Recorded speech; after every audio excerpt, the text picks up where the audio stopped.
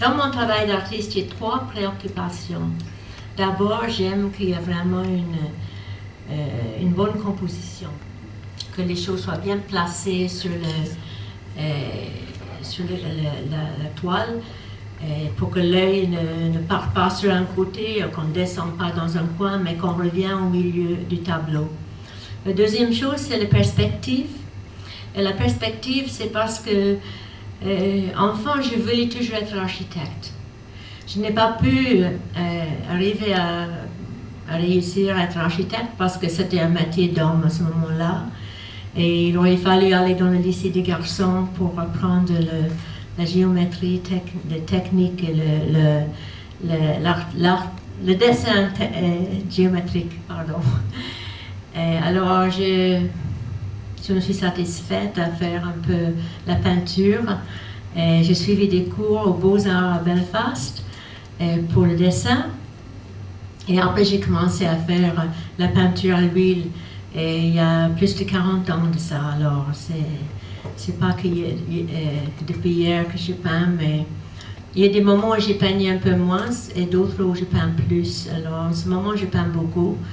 Et je suis très impliquée dans une association d'artistes et d'artisans qui comprend 180 membres, des personnes venant de Lot, de l'Aveyron et du Cantal.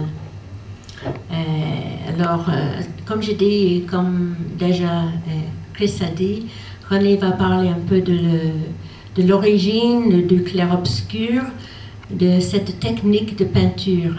Et moi, je veux juste dire, j'ai écrit un petit mot ici que je trouve bien, c'est que pourquoi le clair-obscur? C'est parce que je pense que c'est une technique qui permet de voir mieux les couleurs et la lumière, en fait. En commençant par un fond foncé, on voit le contraste entre le foncé et le clair. Alors, on peut dire que le clair-obscur est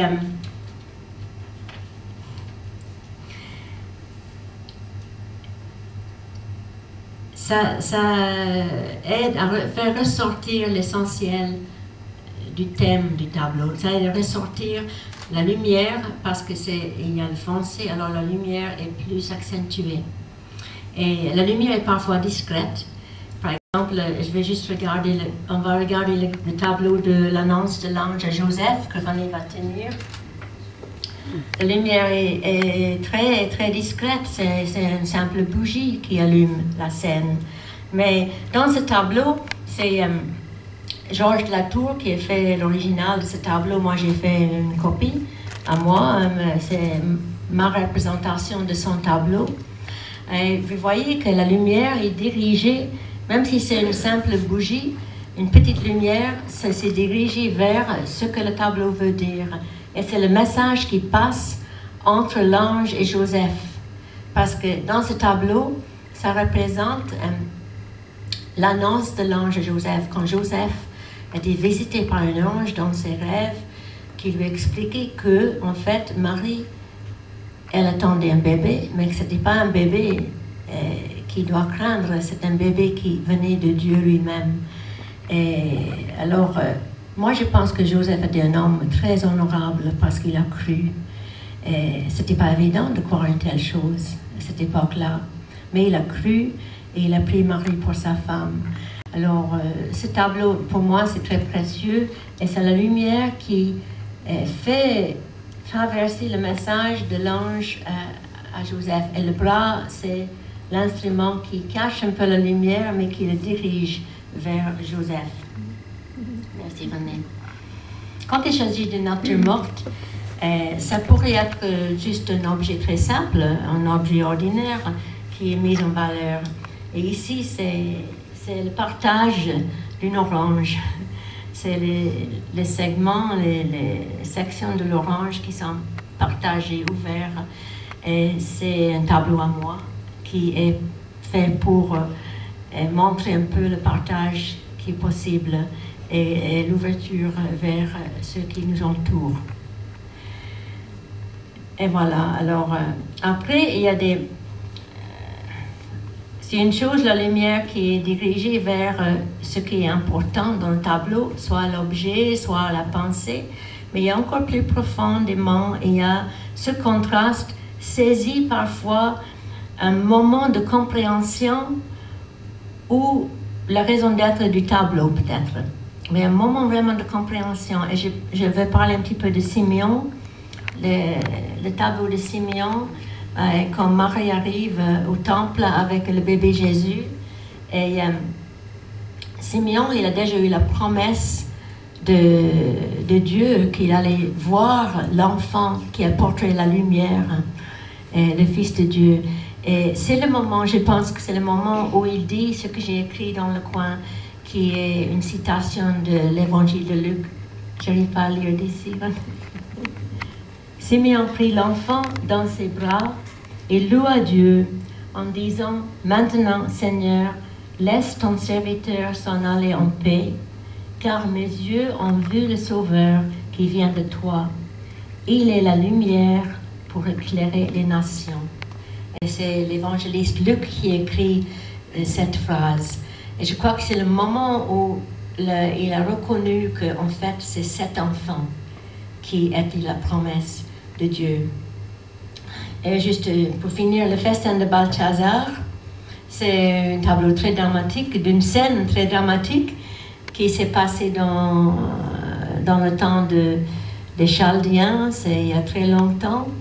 Et on trouve cette histoire dans le livre de Daniel, dans la Bible.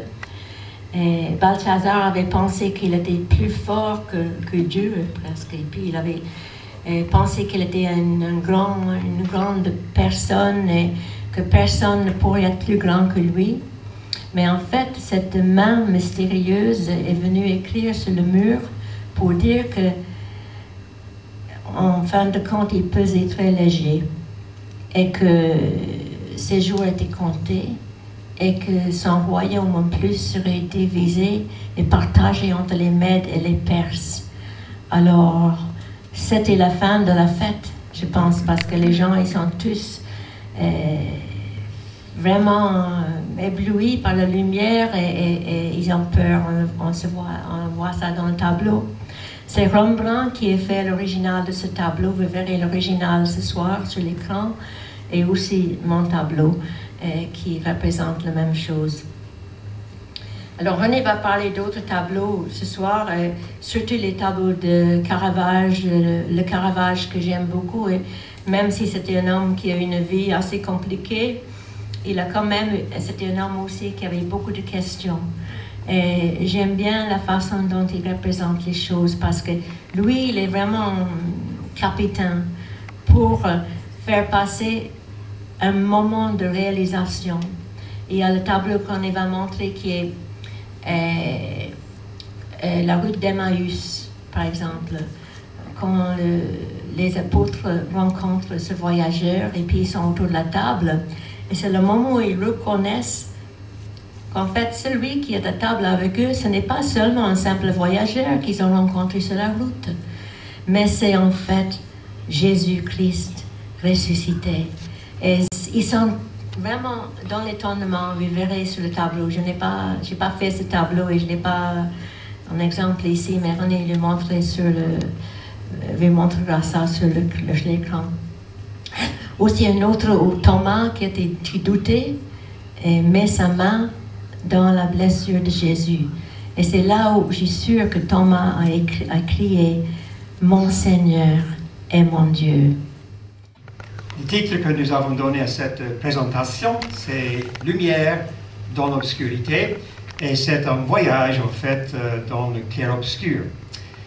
Alors, comme a dit Esther, à force d'entendre mon épouse parler de ce sujet du clair-obscur, j'ai décidé de faire quelques recherches pour voir ce que c'est exactement le clair-obscur. Et là, j'ai trouvé certaines choses que, à mon avis, étaient intéressantes. Et j'aimerais juste partager avec vous ce soir. Ça, c'est bien, oui, merci. Partager avec vous ce soir, dans quelques instants. Alors, l'obscurité, c'est le noir, c'est vraiment la tristesse, c'est la nuit, c'est l'aveuglement. c'est le désespoir, la mort même, le danger, la crainte, la peur, l'incompréhension aussi, on peut dire aussi par l'obscurité. Hein. Et puis il y a la lumière qui est tout à fait l'antidote contre l'obscurité.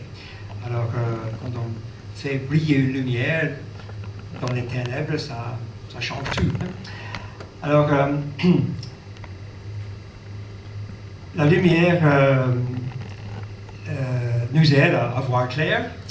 La lumière est associée à la joie, à la sécurité, à la découverte, à l'espoir, et on peut ajouter encore des choses concernant la lumière. Et puis, nous savons aussi que dans la lumière, il y a aussi la vie. Il n'y a pas de vie sans lumière. Il suffit de mettre vos plantes à la cave pour quelques jours et vous allez découvrir que sans la lumière, il n'y a plus de vie. Hein. Et puis ça nous rappelle cette phrase que nous connaissons tous, que la lumière soit et la lumière fut. Et nous savons que c'est la première phrase que nous lisons concerne la création de Dieu dans la Bible, dans le livre de la Genèse. Et nous savons aussi que Michel-Ange, il a représenté cette phrase dans une peinture qui se trouve sur le plafond de la chapelle Sixtine. Et là, c'est vraiment un chef-d'œuvre. Et il parle de cette phrase justement de la lumière, la séparation de la lumière et l'obscurité. Je ne sais pas s'il y en a qui ont vu ça en live, on dit, mais on va essayer de représenter dans cette image. Alors, notre grande source de lumière, évidemment, c'est le soleil qui nous envoie cette lumière blanche ou visible, on l'appelle parfois, qui se déplace à 300 000 km par seconde. Là, je suis perdu, hein, je ne sais pas vous, mais c'est une vitesse incroyable, la vitesse de la lumière. Et lorsque cette lumière blanche du soleil arrive sur un prisme, elle est décomposée en une série de bandes colorées. Et nous connaissons bien ce spectre de couleurs. Et on dit que la lumière est refractée. Et évidemment, comme vous le savez, ça produit l'arc-en-ciel. Quand dans la nature, il y a un rideau de pluie et il y a la lumière qui traverse ce rideau de pluie. Nous avons l'arc-en-ciel. Et l'arc-en-ciel, évidemment, n'est pas toujours au ciel non plus. Hein? Et on peut avoir des belles photos parfois des arcs-en-ciel qui sont tout à fait en bas. Et c'est magnifique. Alors notre œil, évidemment, c'est un instrument très complexe et très sophistiqué, mais c'est grâce à notre œil que nous pouvons apprécier ces magnifiques couleurs. Et voilà l'œil humain qui est vraiment une vraie merveille. Et c'est grâce à tout ce qui se trouve dans l'œil que nous pouvons voir et apprécier tout ce qui est autour de nous. Alors, quand on voit la complexité de notre œil, nous comprenons pourquoi le roi David a dit merci à Dieu et dit merci d'avoir fait de moi une créature si merveilleuse. Et c'est vrai que quand nous examinons des parties de notre corps humain, c'est magnifique de voir la complexité. Et surtout avec l'œil. Voilà la bande de couleurs, le spectre de lumière que ce fameux prisme présente. Ça commence par l'infrarouge, en dessous du rouge, jusqu'à l'ultraviolet, au-dessus de violet. Et c'est intéressant de savoir que l'œil du chat, il ne voit pas les couleurs que nous voyons. Hein? Il est limité. Hein? Mais en tout cas, on sait que le chat a d'autres caractéristique. Son œil est très particulier parce qu'il peut chasser la nuit. Hein? Nous, on est obligé de mettre la lumière, mais pas le chat. Hein? Il peut voir. Alors, voilà le minou hein, qui est là. Alors, la couleur, c'est quelque chose de très intéressant parce que la surface de chaque objet absorbe une partie de ces radiations lumineuses qu'elle reçoit. Et notre œil ne reçoit que des radiations qui sont réfléchies de cet objet. Et c'est pour ça qu'on dit parfois qu'un objet est bleu, parce que cet objet réfléchit la composante bleue de la lumière et absorbe toutes les autres. Donc ça aussi c'est intéressant, du point de vue de couleur. Alors, il y a des termes lumière et ombre sont très souvent employés dans le sens figuratif. Par exemple, on parle de faire la lumière sur une situation. Hein? On parle de jeter une lumière nouvelle sur une question. Donc, ces deux mots sont employés dans le langage courant. On dit parfois, il n'y a pas l'ombre d'un doute sur quelque chose. Et on peut aussi vivre dans l'ombre de quelqu'un d'autre, un frère, une sœur, parfois, ça peut arriver. Hein? Et puis, un peu moins gentil peut-être, on dit parfois, oh oui, c'est pas en lumière. Hein? C'est pas très gentil, mais voilà. Juste pour montrer qu'il y a quand même des expressions qui emploient ces deux mots, lumière et ombre. Et maintenant, je vais vous laisser lire quelques citations de quelques personnes sur le sujet. Le mal existe, mais pas sans le bien, etc. Vous pouvez lire vous-même. Donc,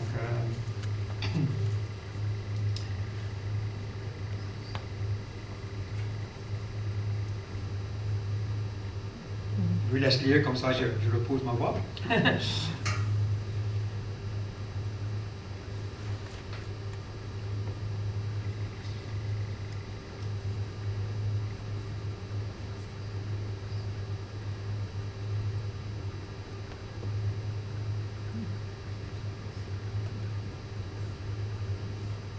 Intéressant.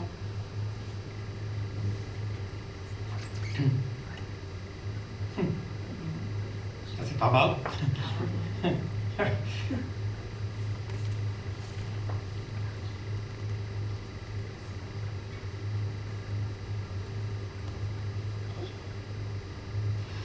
Et puis la lumière est aussi une métaphore qui parle très souvent d'un divin éclaircissement sur le chemin des êtres vivants.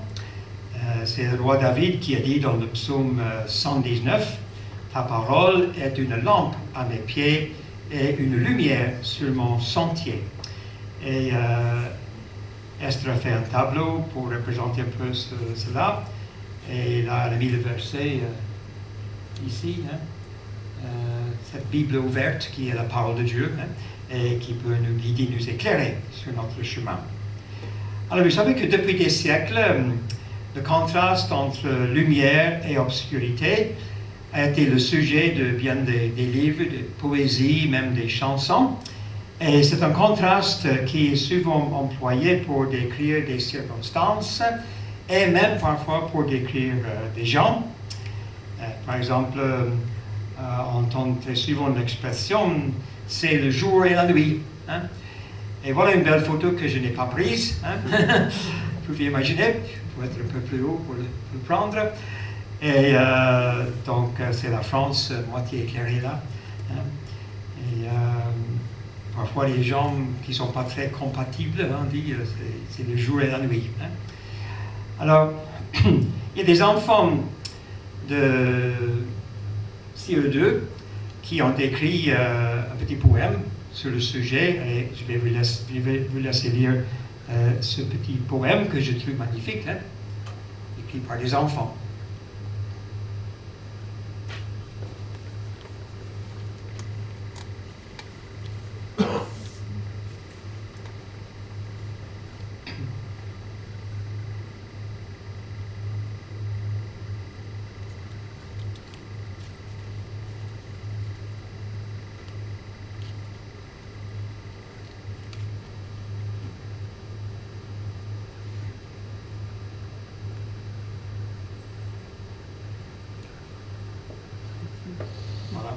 de la bouche des enfants.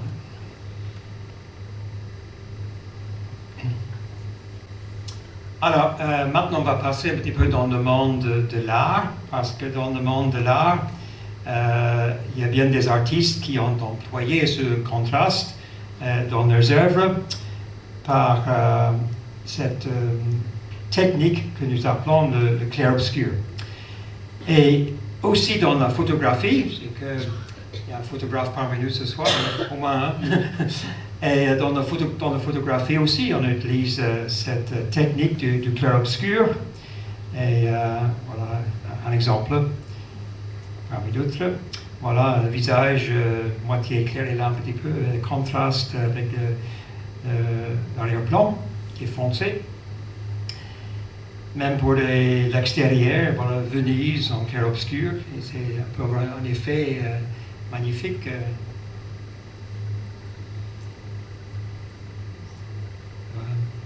Petit garçon qui joue le piano, il y a encore le clair-obscur. Alors le clair-obscur vient d'un mot italien, chiaroscuro, et c'est un mot qui veut dire un fort contraste entre lumière et obscurité. On sait que dans le clair-obscur, des parties claires d'un tableau côtoient immédiatement des parties plus sombres pour créer ce contraste très marqué. Et puis les sujets sont parfois foncés, obscurs, mais il y a une lumière, comme a dit Esther, qui tombe sur la partie à souligner dans le tableau. Hein. Et là, nous voyons par exemple du clair-obscur. Alors, la technique du clair-obscur a été principalement développée par le Caravage. Le voici. Son vrai nom, c'était Michelangelo Merici de Caravaggio. Excusez mon accent italien, mais voilà. Et il était celui qui a initié, si vous voulez, cette technique du clair-obscur, qui en quelque sorte est devenue sa marque de fabrique. Alors, il y a un système qui a été lancé en mouvement, on appelle le caravagisme, donc, qui porte son nom. Et là, nous voulons maintenant voir quelques exemples de ces tableaux. Un de ces tableaux qui est très connu, c'est Narcisse. Ce personnage mythologique qui est tombé amoureux de son propre reflet. Hein.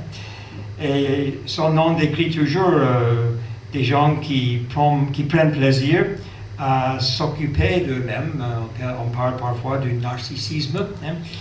Et notons dans ce tableau l'effet du clair-obscur, comme la lumière est employée pour faire ressortir l'expression dans ce tableau. Caravaggio, le Caravage, a peint pas mal de tableaux basés sur des histoires de la Bible ou des personnages dans la Bible. Et dans la plupart de ces tableaux, les personnages sont placés sur un fond très obscur. Et puis cette lumière qui brille sur la partie à souligner.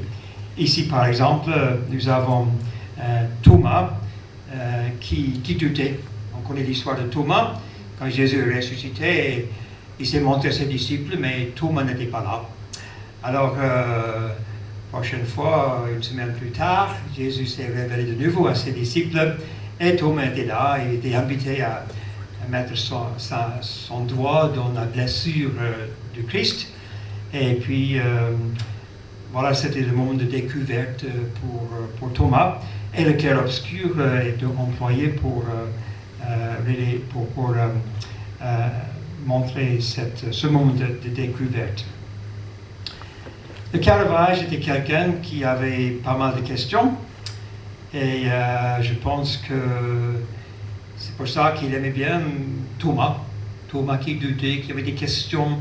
Et puis, là, nous avons la déclaration faite par Thomas. Il a reconnu en cette personne Jésus, hein, et il adressait comme mon Seigneur et mon Dieu. Là, c'est un tableau du roi David quand il était berger. Et notez que la lumière vient de l'extérieur du tableau, depuis en haut, et qui brille sur ce jeune homme dans ce tableau.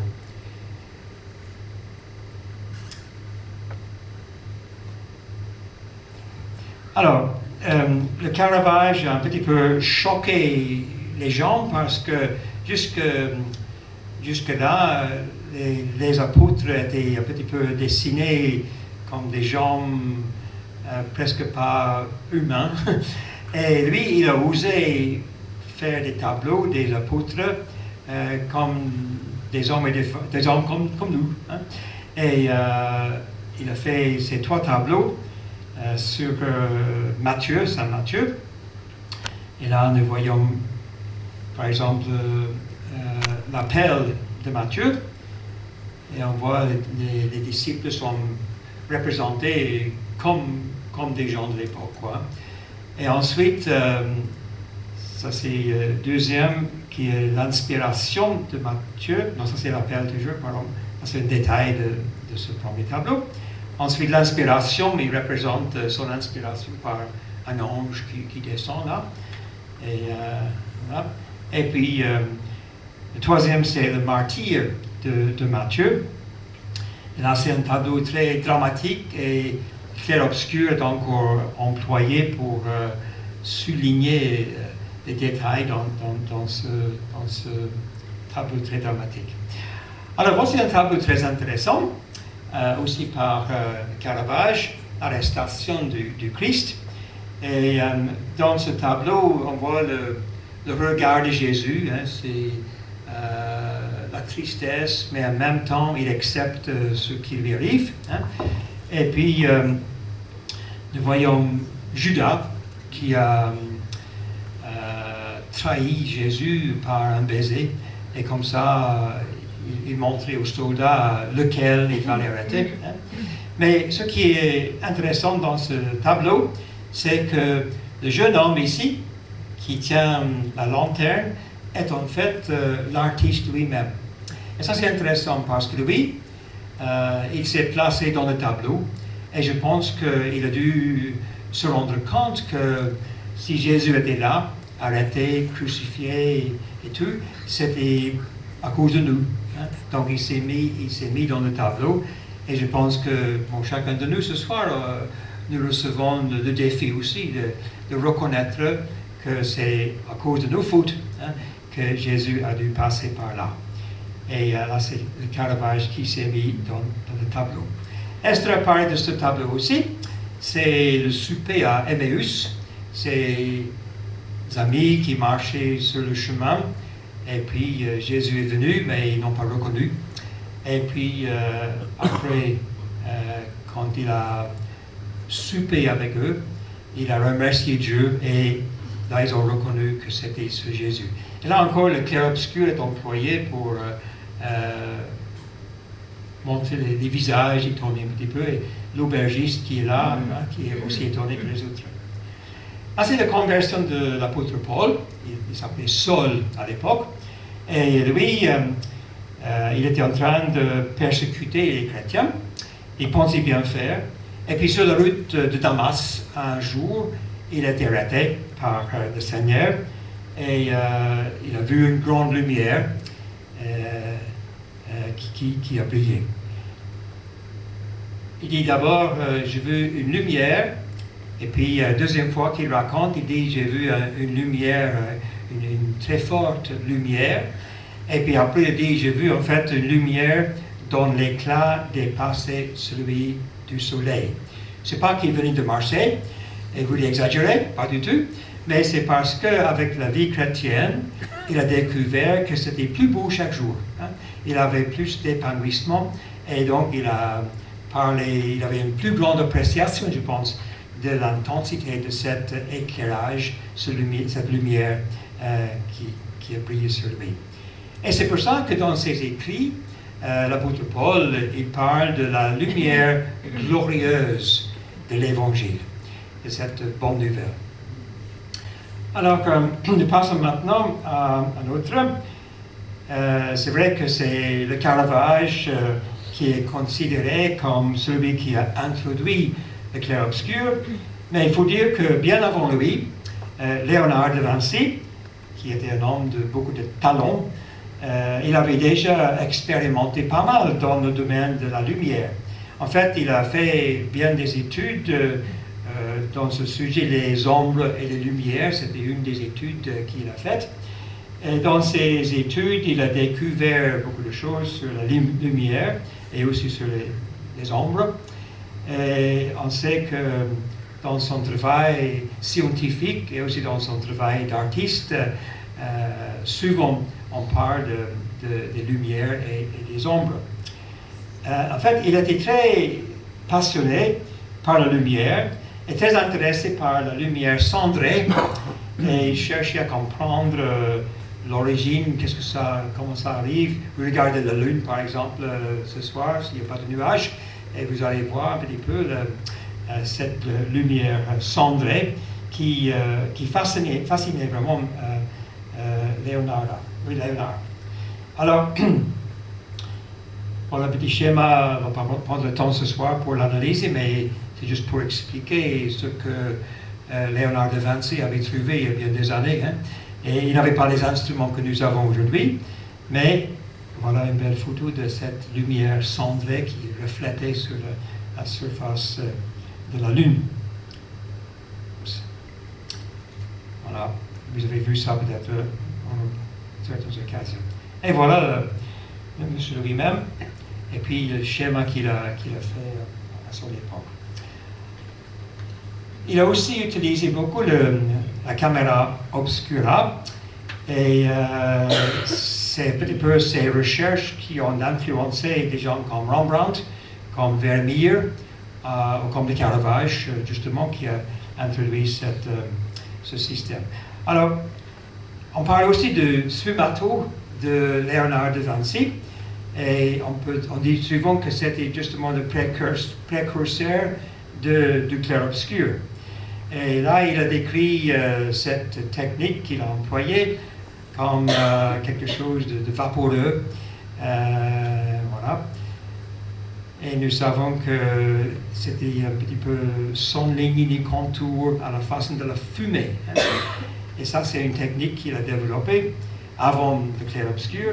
Et c'est une technique qu'il a employée à très grand effet dans ce fameux tableau La Joconde que vous avez peut-être déjà vu au Louvre. Et puis, là, nous voyons aussi un autre tableau de Léonard de Vinci. C'est Jean-Baptiste. Jean-Baptiste qui n'était pas la lumière, il a dit, mais qui était là pour refléter la lumière, pour introduire la lumière. C'était celui qui a introduit Jésus. Hein. Il dit, voici l'agneau de Dieu qui ôte le péché du monde. Et là, le clair-obscur est employé à très grand effet pour montrer que ce qui est écrit dans la Bible est tout à fait vrai. Un homme qui s'appelait Jean, il n'était pas la lumière lui-même, mais il est venu pour introduire cette lumière. Et je pense que le tableau correspond très bien à ce qui est écrit dans le début de l'Évangile selon Jean. Alors, on va parler de quelques autres artistes qui ont été influencés par le caravagisme. On va commencer par Rembrandt lui-même, qui était très touché par ce système. On l'appelle parfois Rembrandt le maître d'ombre et de lumière. Et voilà, on sait que dans ces tableaux, vous connaissez sans doute certains de ces tableaux. Et lui, il avait utilisé aussi cette technique du clair-obscur. Il a fait pas mal de portraits, y compris des autoportraits de lui, donc à des moments différents de sa vie. Et on peut citer les paroles de Montaigne: je ne peins pas l'homme, je peins le passage. Hein. Je pense que Rembrandt était très conscient du passage du temps, hein, et des changements qui parviennent chez les uns, chez les autres. Alors, celui-ci est très intéressant parce que là, pour la première fois, Rembrandt se représente sous les traits d'un personnage historique. En fait, c'est Saint Paul. Il était un grand admirateur de Saint Paul, de l'apôtre Paul, et peut-être il voulait présenter son identité un petit peu comme l'autoportrait écrit que nous lisons dans les écrits de l'apôtre Paul, hein, qui a dit je suis libre, je ne suis l'esclave de personne, cependant je me suis fait esclave de tous afin de gagner le plus grand nombre au Christ. Paul avait vraiment un cœur d'apporter la bonne nouvelle de l'Évangile à d'autres, hein, pour partager avec eux, et peut-être dans ce tableau, Rembrandt avait le même désir. Alors, la femme de Rembrandt s'appelait Saskia. Alors, il a fait plusieurs portraits de sa femme.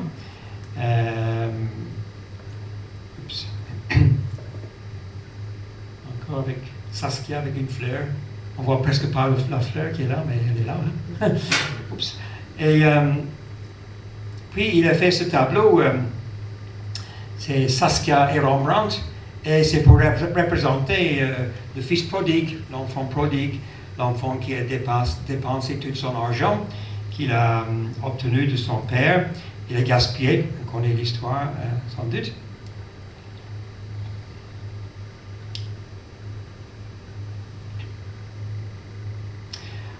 Alors, Rembrandt aimait beaucoup la famille, et nous voyons ici dans ce tableau son fils Titus. Il était en fait le seul de ses 5 enfants à atteindre l'âge de la maturité, mais il a aussi précédé son père dans la tombe. Alors c'est très triste, et Rembrandt il a fait des tableaux de son fils Titus. Ah, c'est un pasteur, un prédicateur à l'époque de Rembrandt, et un peu sévère peut-être dans son apparence. Je ne sais pas si vous aimeriez écouter un sermon prêché par ce monsieur, mais voilà. Donc, le pasteur, le portrait a été réalisé après l'installation de Rembrandt à Amsterdam. C'était une commission qu'il a reçue. Alors à l'époque, le peintre avait 26 ans et le pasteur avait 50 ans de plus. Hein. Donc vous voyez sur le mur, il y a écrit même l'âge du pasteur qui est là, voilà, 76. Hein. Voilà. Donc il a représenté son âge. Alors ici c'est un tableau très connu de Rembrandt. Le syndic des drapiers. Et là encore, il utilise le clair-obscur pour accentuer l'expression sur le visage de ces messieurs. Un autre tableau, il appelle ça le philosophe en méditation. Et c'était en fait une peinture sur bois que vous pouvez voir aujourd'hui au Louvre, à Paris. Et là, c'est un monsieur qui médite tout près d'une fenêtre. Et puis, derrière lui, il y a l'escalier qui monte en colimaçon. Et on ne voit pas la fin de cet escalier, ça monte. Mais il voulait représenter dans cet escalier l'élévation de la pensée. Et c'est vrai qu'on commence à réfléchir, à méditer. Il y a cette méditation qui, on ne sait pas exactement où ça va terminer. Hein. Donc, derrière lui, à côté de lui, il y a ces 2 sources de lumière. Il y a la source de lumière qui vient de la fenêtre, et puis ici, il y a une autre source de lumière qui vient de la cheminée qui est là, qui éclaire le visage de ce personnage ici. Hein. Donc là, il y a deux sources de lumière qui illuminent ce tableau. Un autre tableau très connu de Rembrandt, c'est la ronde de nuit, qui emploie aussi le clair-obscur pour mettre en vedette les deux officiers au premier plan. Et puis, curieusement, cette petite fille qui est juste là, fille en jaune, hein, juste là, il y a les deux officiers. Hein. Et puis, on se demande qu'est-ce qu'elle fabrique au milieu de cette bande. Hein. Pourquoi elle est là? Hein, moi, je n'ai pas de réponse. Mais c'est intéressant comme il a fait éclairer le personnage dans ce tableau. Ensuite, nous avons ce tableau de Joseph. Joseph qui a été accusé à tort par la femme de Potiphar. Vous connaissez l'histoire. Et encore cette lumière brillante qui descend pour vraiment éclairer cette scène. Ensuite, nous avons Jésus au temple. Là, nous voyons encore il y a deux sources lumineuses et la lumière du jour qui vient de la fenêtre et c'est un peu extérieur à la pièce parce que nous voyons le reflet ici des barres de la fenêtre, vous voyez ça? Et ça c'était quelque chose de nouveau, on n'avait jamais vu ça dans des peintures avant. Et on voit l'ombre de ces barreaux. Et puis, au centre du tableau, on remarque aussi une deuxième source de lumière,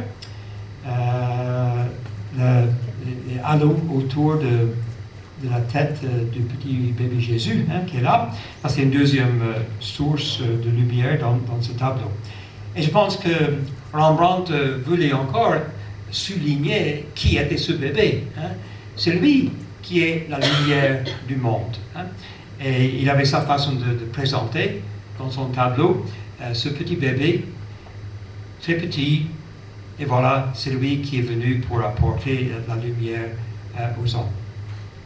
Et là, c'est intéressant aussi parce que derrière là, il y a une bougie qui est éteinte, et peut-être ça, c'est pour suggérer, pour rappeler que l'ancienne alliance s'était terminée avec l'arrivée de Jésus. Tout ce qui était ancien, c'est fini, il est venu pour introduire la nouvelle alliance et pour parler de ce Nouveau Testament, pour présenter celui qui est désormais la lumière du monde, celui qui est venu pour apporter la lumière spirituelle à chacun de nous. Ah, c'est la fuite en Égypte, encore à Rembrandt, et là encore on voit le clair-obscur avec le fond très foncé, et puis le personnage de Marie et le bébé qui sont éclairés dans ce tableau. Alors, vous avez déjà vu la version Esther de ce tableau du festin de Belshazzar. Et comme Esther vous a déjà dit, c'est un tableau très dramatique. Et à partir de ce tableau, on peut apprendre la leçon qu'on ne se moque pas de Dieu. Hein. Belshazzar avait fait voler les gobelets, les instruments, les ustensiles du temple. Il les a employés pour sa grande fête. Et puis à minuit, il y a la main qui commence à écrire sur le mur un message personnel, très personnalisé aussi. Et ça a sans doute interrompu leur fête. Alors j'ai mis l'interprétation qui est donnée dans le livre de Daniel, dans la première partie de notre Bible. C'est très intéressant de lire ça historiquement. Hein. Voilà ce qui a été écrit. Dieu a mesuré ton royaume et l'a livré. Tu as été pesé dans la balance et tu ne fais pas le poids. Et puis ton royaume sera divisé et donné aux Mèdes et aux Perses. Et l'histoire nous confirme que c'est exactement cela qui s'est passé. Hein. Le royaume de cet homme a été divisé. Et puis nous lisons même que ce grand roi est décédé et est mort cette nuit même. Donc ça c'est très solennel comme tableau. Mais Rembrandt connaissait très bien les histoires de la Bible. Il paraît qu'il lisait un chapitre de l'Ancien Testament et un chapitre du Nouveau Testament chaque jour. C'est pas c'est quelqu'un ce soir qui fait ça, mais voilà, c'est déjà pour ça qu'il pouvait représenter ces personnages. Et voilà le message qui ressort justement de ce tableau. Ah, c'est la version Esther, et, que vous avez vu en live ici ce soir. Alors, passons à ce petit tableau qui est très joli, hein, très dramatique aussi. Les disciples étaient là dans la tempête sur le lac de Galilée et ils ont tout tenté pour sauver le bateau et pour se sauver eux-mêmes aussi, mais ils se sont rapidement rendus compte que c'était impossible et enfin ils ont demandé à Jésus de faire quelque chose. C'est pas pour vous, mais souvent dans notre vie, on essaie tout d'abord. Hein? Et puis quand ça ne marche pas, on pense à Dieu. Hein? Un petit peu en dernier. Hein? Alors peut-être les disciples étaient un peu comme ça aussi. Ils ont tout fait pour stabiliser ce bateau, rien faire. Et puis finalement, ils ont fait appel à Jésus. Et nous savons que dans le Nouveau Testament, nous lisons que pas seulement il a calmé la tempête, mais il a calmé la mer. Ça c'est un miracle parce que pour calmer la tempête, mais la mer reste agitée pendant bien des heures après. Hein? Mais là, il a tout calmé. Et ça nous rappelle que Jésus est capable d'intervenir dans nos vies hein, pour calmer la tempête et pour nous rendre la vie tranquille, mais il faut lui demander. Hein? Souvent, nous essayons tout. Alors, si jamais un jour vous voyez ce tableau, ça pourrait vous intéresser. Hein? C'est sans doute une récompense. Donc, il a été volé, puis voilà. Donc, c'est pas... Ça vaut la peine peut-être d'enregistrer ça. Hein? Je vais juste passer un peu plus vite parce que... Là, c'est le retour du fils prodigue. On sait que ce jeune homme, il a tout dépensé dans un autre pays. Il a pris l'argent de son père, il a tout gaspillé. Et puis, il a fini sans rien, sans le sou. Et on sait qu'il a décidé de revenir vers son père. Il est rentré à la maison et le père avait les bras ouverts pour le recevoir. Et ça, c'est une très belle histoire pour nous rappeler qu'il y a toujours un chemin de retour.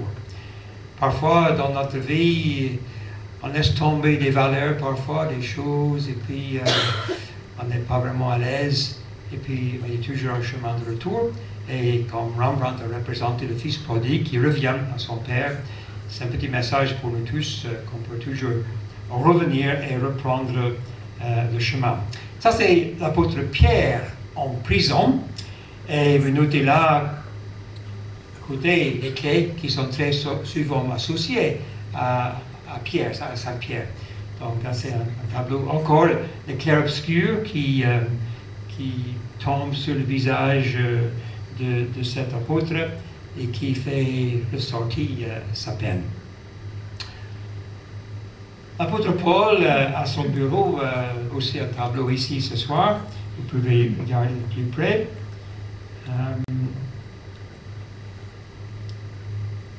Puis Esther fait cette copie, elle a reproduit le tableau.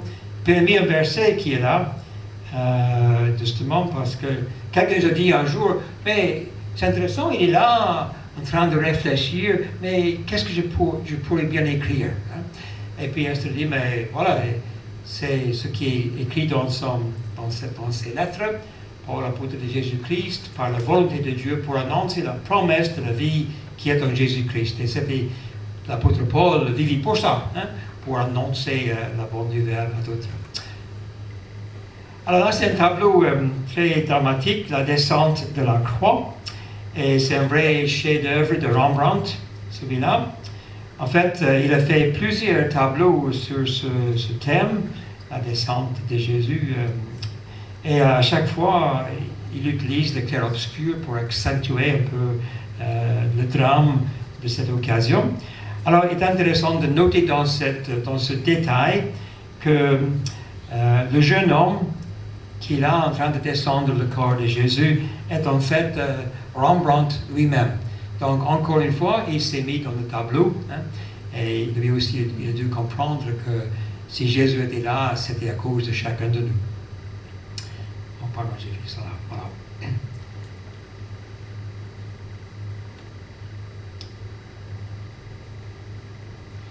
Ce tableau, Siméon et l'enfant Jésus, est en fait le dernier tableau peint par Rembrandt.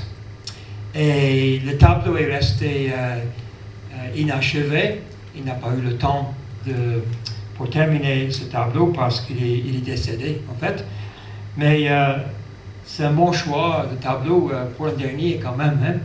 Et puis, ça nous rappelle la prière de Siméon qui il tient le bébé Jésus dans ses bras. Et puis il dit, maintenant Seigneur, laisse ton serviteur s'en aller en paix, car mes yeux ont vu le Sauveur qui vient de toi. Alors, je pense que cette prière de Siméon n'a pas pour raison d'être de nous faire désirer la mort, pas du tout, hein? Mais je pense que ce tableau nous rappelle qu'il faut s'y préparer quand même. Hein? Et ce serait très beau, le moment venu, de devoir partir, si on pouvait partir avec les paroles de Siméon. Hein? Merci de tout ce que tu m'avais révélé, Seigneur, et maintenant je peux partir en paix. Et là, c'est le tableau de là. Esther a fait, comme vous avez vu ce soir, ce tableau aussi. Siméon, cette bande de lumière, encore clair-obscur, qui tombe sur le bébé Jésus, avec Marie et Siméon. Et encore une fois, c'est pour souligner le fait que c'est ce petit bébé qui est devenu la lumière du monde, qui est toujours la lumière du monde et qui veut nous apporter la lumière spirituelle dans nos cœurs. Un autre artiste qui a été influencé par le caravagisme et le clair-obscur, c'est Georges Latour. Et lui, c'était un Français, c'était un Français né en Moselle. C'est parce qu'il y a quelqu'un de la Moselle ce soir, non? Donc c'est un peu loin d'ici, hein, c'est vrai. Alors, voilà. Et c'est Georges Latour qui est peut-être celui qui a continué de façon plus fidèle ce courant de commencer par le Caravage. Alors, encore une fois, il emploie le clair-obscur pour ce nouveau-né, la lumière qui illumine ce petit bébé en un détail.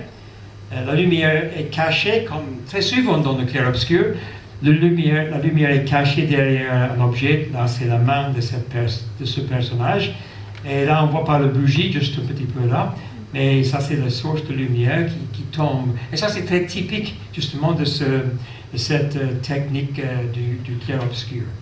Ensuite, on a le tableau que vous avez vu aussi ce soir. Donc, Joseph, on parle souvent de Marie, mais on oublie pauvre Joseph. Hein? Parce que pour recevoir une telle nouvelle, c'était un peu difficile, j'imagine. Hein? Et là, il y a, comme dit Esther, le clair-obscur est employé. Le bougie est derrière le bras là, de l'ange qui annonce cette nouvelle de l'arrivée de ce bébé à Joseph. Voilà. Là, c'est le Christ adoré par les bergers, encore, la lumière qui tombe, le bougie qui est caché ici, hein, voilà, la source de lumière et qui tombe directement sur le bébé Jésus. On oublie parfois que Jésus a grandi. À Noël, on parle beaucoup de petit Jésus, hein, petit bébé, mais c'est vrai, il est né comme un petit bébé, mais on sait qu'il a grandi. Et là, Georges Latour a voulu rappeler que Jésus a grandi. Et là, il est dans l'atelier avec Joseph. Là, c'est Esther qui a fait une copie de ce tableau. De Latour était très préoccupé par le sujet de la repentance. C'est un sujet dont on ne parle pas beaucoup de nos jours peut-être, mais la repentance, c'est une réalité, c'est le désir de quitter certaines choses et de ne jamais plus y revenir. Hein. Et il était très préoccupé par cela. Donc il a fait ces deux tableaux sur la Madeleine pénitente. Encore le clair-obscur est employé pour souligner. Alors, un autre qui s'est repenti, c'était Pierre. Et là, nous voyons Pierre. La jeune femme l'a dit, mais lui aussi il était avec ce Jésus. Hein? Et puis, oh non, je ne connais pas. Et puis, on voit Pierre dans ce tableau qui dit non, je ne connais pas Jésus. Et encore le clair-obscur, parce que là, le bougie est là, caché par la main de cette jeune femme qui accuse.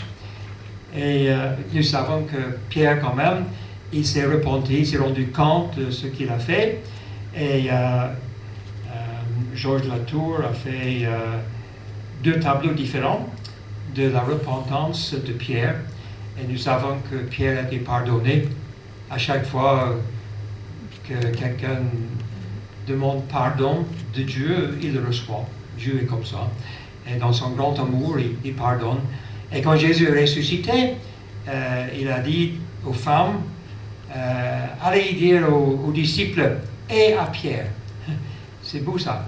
Malgré tout ce que Pierre avait fait, parce qu'il s'est repenti, Jésus a dit, n'oublie pas de dire à Pierre. Parce que nous, vous savez, nous parfois, on a tendance de juger, et peut-être que Jésus pensait que ces femmes allaient juger Pierre pour son erreur, mais donc il dit, il faut être sûr de dire à Pierre aussi. Alors, c'est un autre tableau très typique aussi, les joueurs de dés. Et là, nous voyons aussi la lumière qui est cachée ici, hein, et qui illumine les différents visages des gens, et aussi le jeu de dés qui est ici sur la table.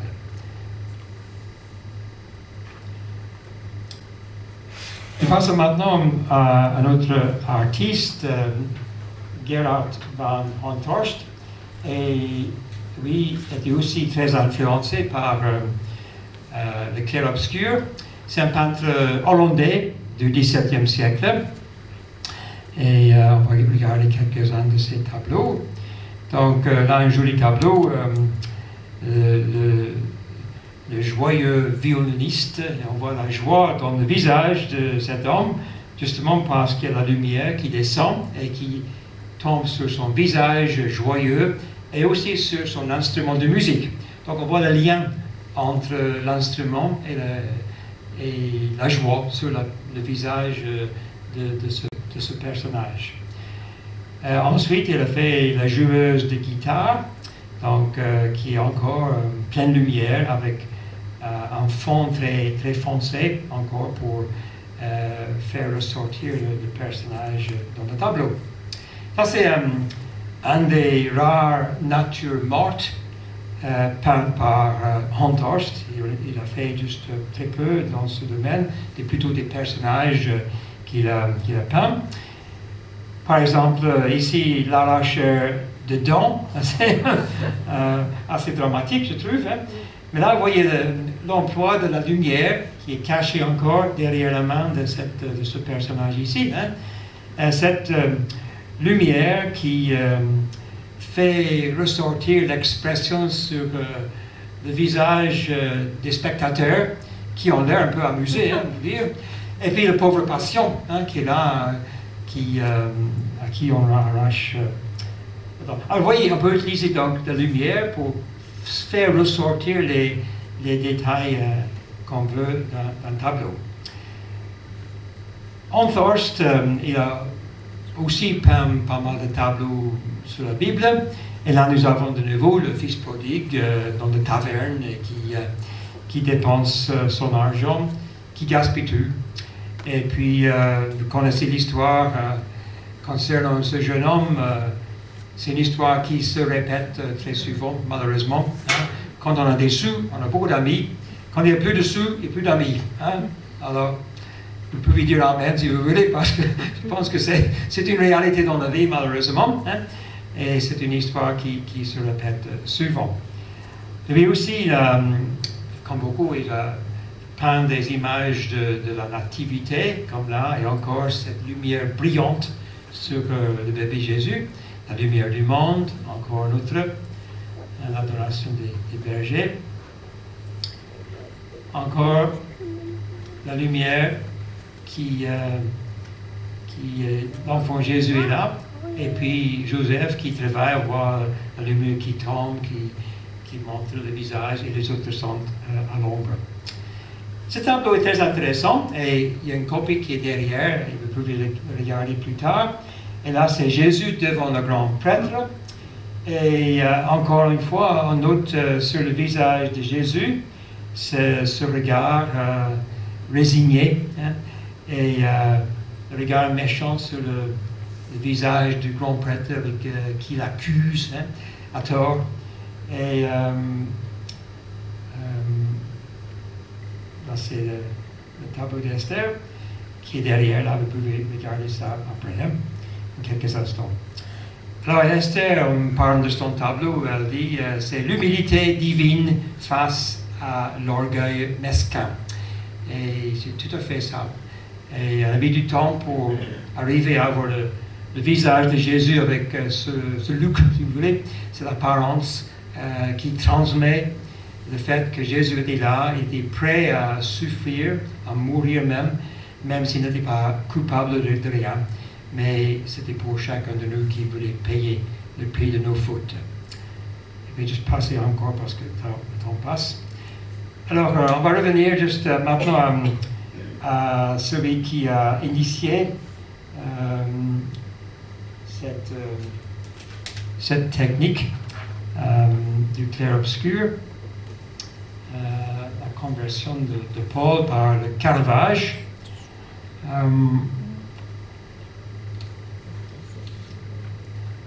Et on va voir une citation du Caravage, de cet artiste.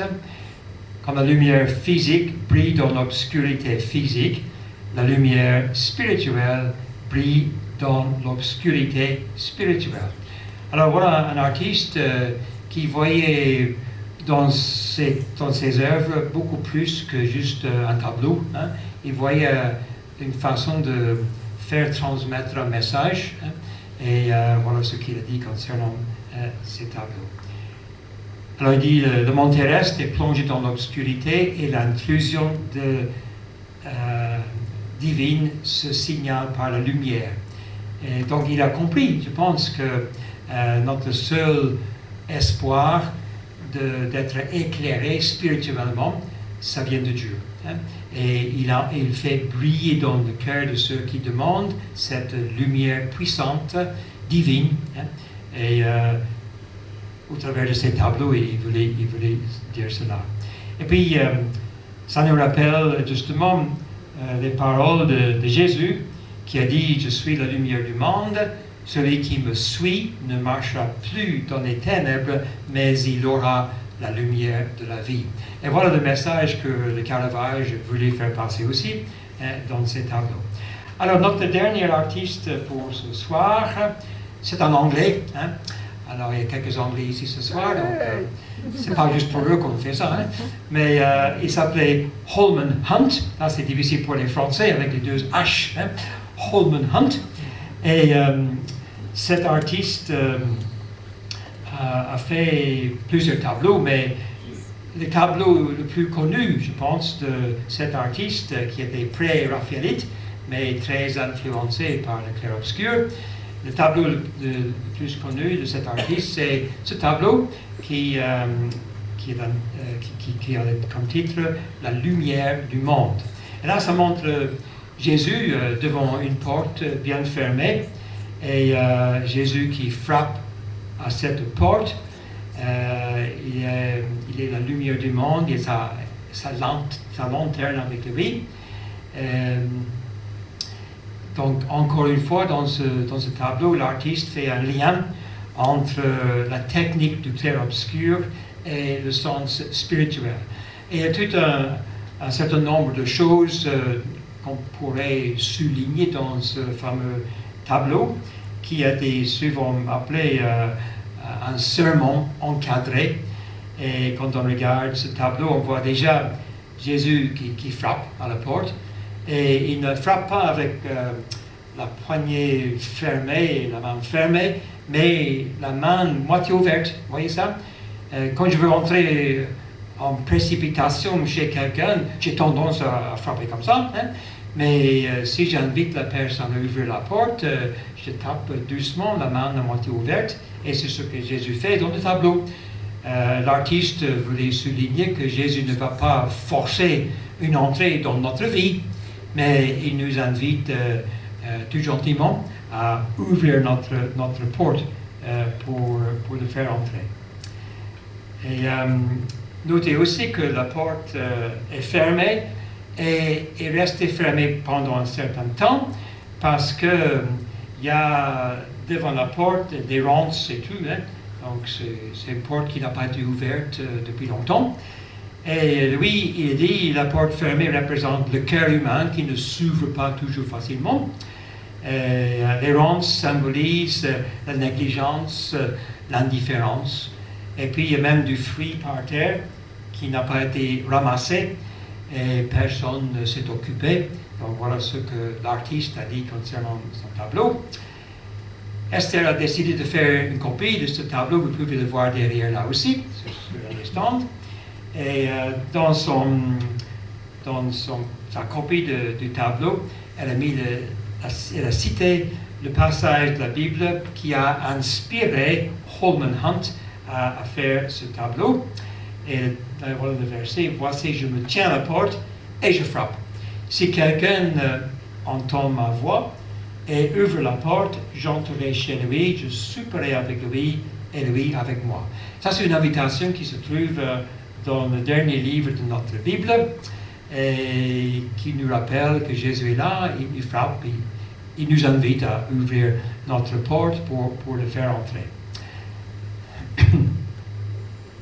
Alors je pensais que peut-être ce soir, vous aimeriez voir l'évolution d'un tableau. Esther n'a pas fait de la peinture ici pendant cette exposition, ce qu'elle fait parfois, mais j'ai suivi Esther dans son travail. Et voilà, j'ai pris quelques photos quand elle était en train de faire ce tableau. Voilà, elle a commencé comme ça, avec quelques traits blancs. Et ces traits blancs sont devenus après des traces de lumière. Alors là, c'est le premier. Ensuite, elle a ajouté un petit peu de couleur. Vous voyez, ça commence à prendre forme. Puis, elle a ajouté encore quelques détails au tableau. Vous voyez comment ça commence à prendre forme. Et puis, elle a allumé la lanterne ensuite. Et voilà, le tableau terminé. Comme vous pouvez constater, c'est rien du tout. Hein? C'est simple. On commence par quelques traits blancs, mais un peu de couleur. Voilà, ça ressort comme ça.